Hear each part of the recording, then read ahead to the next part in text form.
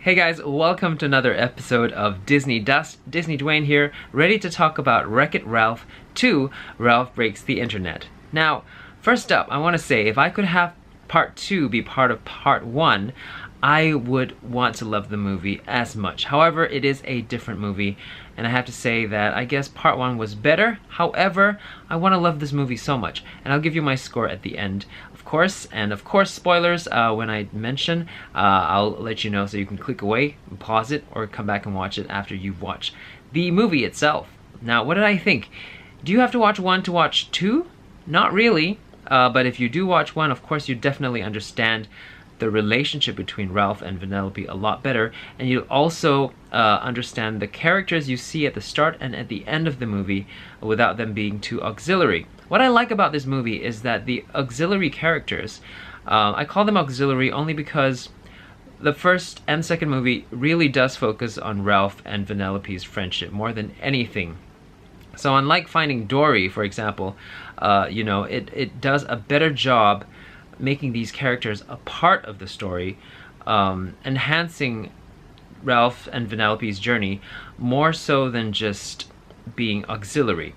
So you can see in Finding Dory, they try to bring them back, the Finding Nemo characters, the auxiliary ones, and it kind of makes them really, really extra, like at the start and at the end, and the new characters sort of, are the ones that shine a little bit more. However, with Wreck-It Ralph, the new characters shine, and the old characters shine as well because, their journey is still a part of what's happening to Ralph and Vanellope. So I like that. You see further development of these characters 6 years later. You also see further development of Ralph and Vanellope as their friendship continues and the state of the friendship. And, and they still learn new things about each other and about themselves through this journey. What I also like about this journey is that it is propelled by a motivation that is because of the friendship, rather than it's like, oh, the internet, and now we want to take them there. It's not a cheap excuse to be in the internet. They actually have a problem that they need to solve, and they go to the internet to try and solve that problem. What I also like about this movie is that there kind of isn't a bad guy. So, it's nice that there are people that could have been bad guys, but they end up not being bad guys. Alright, now I'm going to get into spoilers. So we meet the Gal Gadot character, Wonder Woman. She voices this race car driver, and she's in part of this new computer game that Vanellope really likes to be a part of because it's exhilarating for her to do something different other than Sugar Rush. But of course she's torn about, having to be apart from Ralph if she stays in this new world. So that starts to create that tension in the middle part of the movie. But of course, what sets them there is the fact that Sugar Rush is broken because a player has broken the wheel because of Ralph, and now he's seeking out the internet to help them repair that computer game with a purchase of a new wheel from eBay. So we get many wonderful apps and websites that are featured in Wreck-It Ralph, and it's very nice that we get to preserve this part of our history in a movie.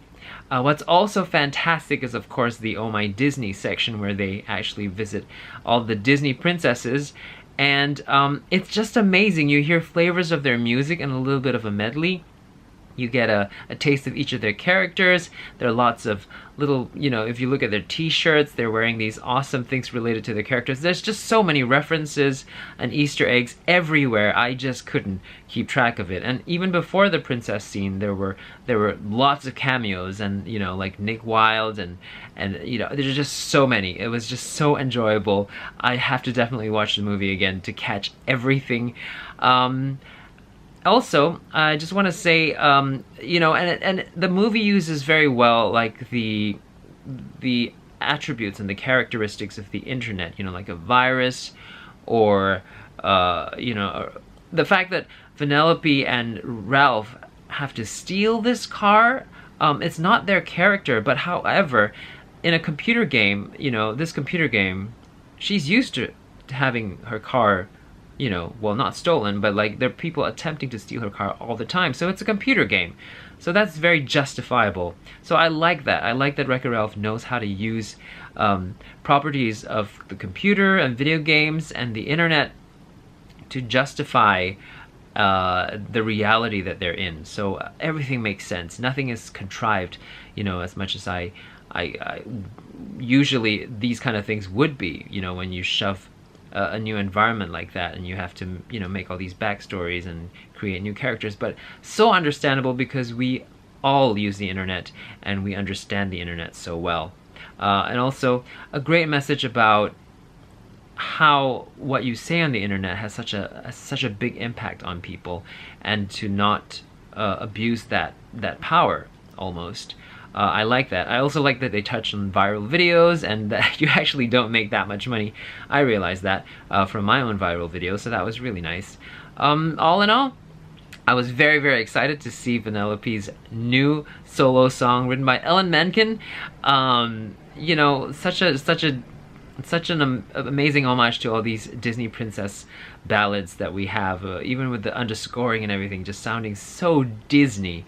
So she finally gets her own song, and it's not contrived again, you know, like her moment, it happens and she breaks out into song, and I love it. I love it. I mean, is it a nice ballad that I would sing over and over, like Beauty and the Beast, or you know, Part of Your World, or you know, that kind of thing?